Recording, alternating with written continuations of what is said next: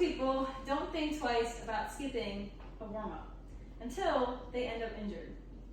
A lot of people and athletes often skip warming up and preparing their body for activity, which plays a crucial part in their exercise as well as their recovery.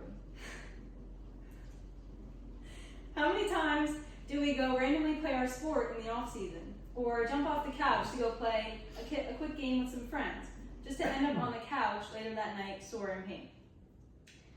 When it comes to injuries, whether it's pulling a muscle, tweaking a knee, or simply just feeling stiff or tight during a workout, a lot of those issues could actually be prevented with something as simple as a proper warm-up.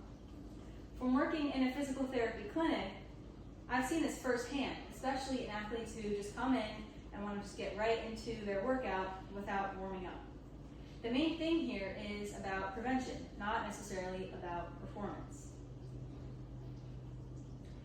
By the end of this demonstration, you'll be able to follow a simple warm-up routine that helps reduce injury risk and prepares your body for exercise. I'm going to walk you through 4 main steps. First, starting with foam rolling, then raising your heart rate, followed by dynamic stretching, and then finally activating your muscles, including some light resistance. So before we even start moving, we're actually going to start with something a lot of people overlook: foam rolling. This is used to help loosen up tight muscles, so before we start our workout, we want to make sure we have loose muscles. So I'm going to start my quad here. You don't want to go too hard or too fast, just rolling out the muscle. If it feels like it's tight or like there's a knot, you can sit there for a few seconds and release some of the tension and increase the blood flow to that area. You can do this for multiple muscle groups depending on what you're about to work out. Even something like a water bottle can do for this part, or a massage ball if you don't have a foam roller.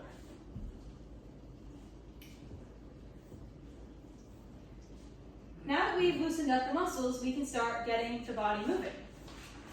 The goal of this next step is simple, just to get the blood flowing. You don't need anything intense here. Something like some jumping jacks or jogging in place works perfectly too. As you do this, your heart rate increases, your muscles start to warm up, and your body becomes more prepared for other movements. Instead of holding stretches and just standing in place, we want to keep the body moving. So for example, leg swings help open up the hips and improve mobility.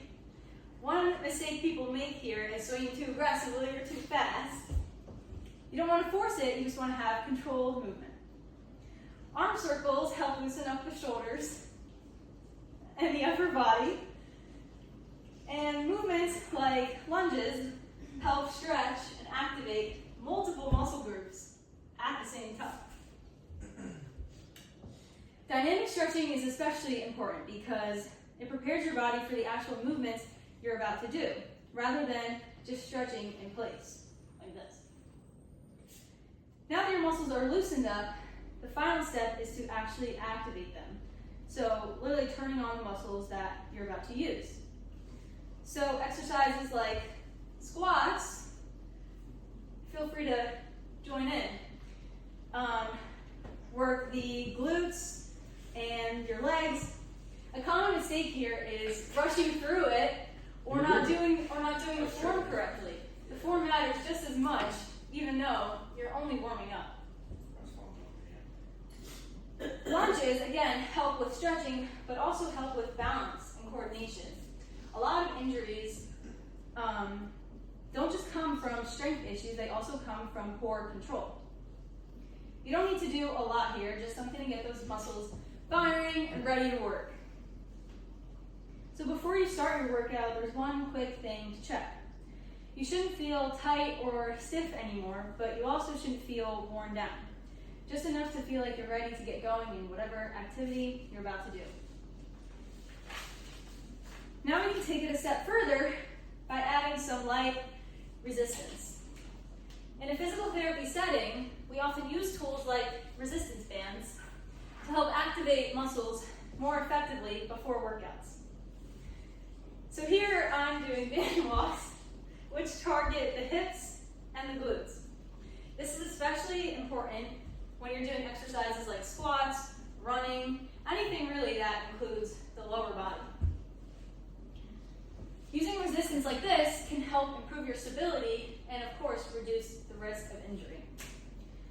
So, to review, we started with foam rolling, then we raised the heart rate, we moved into dynamic stretching, followed by muscle activation.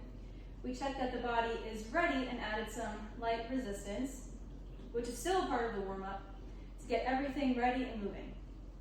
These steps only take a few minutes in your warm-up routine, but they can make a huge difference in preventing injuries and improving your performance. Taking the time to properly warm up is one of the simplest ways to protect your body before a workout. At the end of the day, a proper warm-up is not just about performing better, it's about feeling better before working out.